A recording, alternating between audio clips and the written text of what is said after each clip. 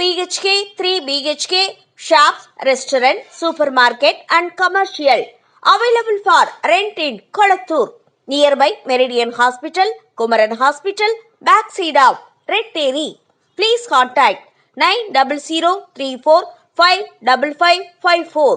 நகைச்சுவை குணச்சித்திரம் வில்லன் வேடங்களில் நடித்து மக்களின் இதயங்களில் நல்ல நடிகராக இடம் பிடித்தாலும் அரசியல் நையாண்டி படங்களை இயக்கி தமிழ் சினிமாவில் தனக்கென ஒரு பெயரை பெற்றவர்தான் மணிவண்ணன். சத்யராஜை ஹீரோவாக வைத்து இவர் இயக்கிய அமைதிப்படை தமிழ் சினிமாவில் நையாண்டி அரசியல் படமாக தற்போதும் பேசப்பட்டு வருகிறது. இவர் இயக்கிய 100வது நாள் சிறந்த த்ரில்லர் படமாக விளங்குகிறது. தமிழ் சினிமா உலகத்தில் மறக்கவே முடியாத மணிவண்ணனின் பிறந்த நாளை ஒட்டி, அதாவது ஜூலை 31, அவங்களுடைய சகோதரி அவங்கள பற்றின நினைவுகளை பகிர்ந்திருக்காங்க. அது என்னன்னா, அதாவது அவங்க வீட்டில் 3 பெண் குழந்தைகள், இவர் ஒரே ஒரு அண்ணனா. எல்லா அக்கா தங்கச்சிகளுக்கும் இவர் ரொம்பவே நல்லாவே பண்ணியிருந்திருக்காரு. அதாவது ஹீரோ ஆகி டைரக்டர் ஆகி நல்லா சம்பாதிக்கிறதுக்கு முன்னாடியே அவங்கள எல்லாரையுமே அவர் நல்லாவே பார்த்துட்டு இருந்திருக்காரு.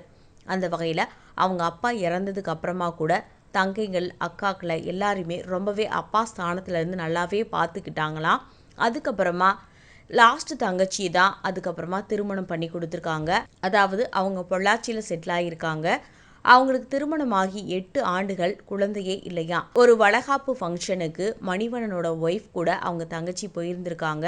அப்பா அவங்க தங்கச்சியை ரொம்பவே குழந்தை இல்லைன்னு எல்லாருமே கேலி கிண்டலாக பேசி அவங்கள அவமானப்படுத்தி அனுப்பிச்சிட்டாங்களாம்.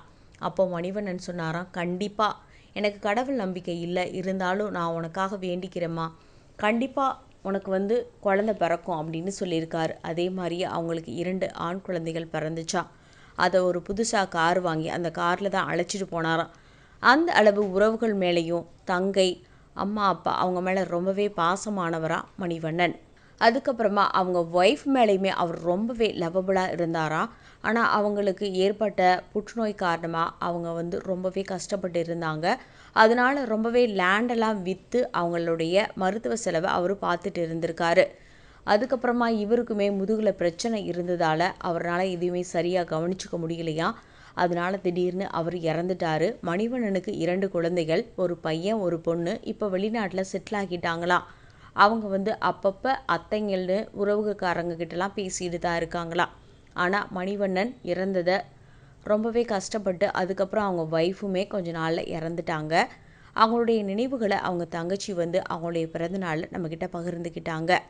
இதை பற்றின உங்கள் கருத்தை பதிவு பண்ணுங்கள்.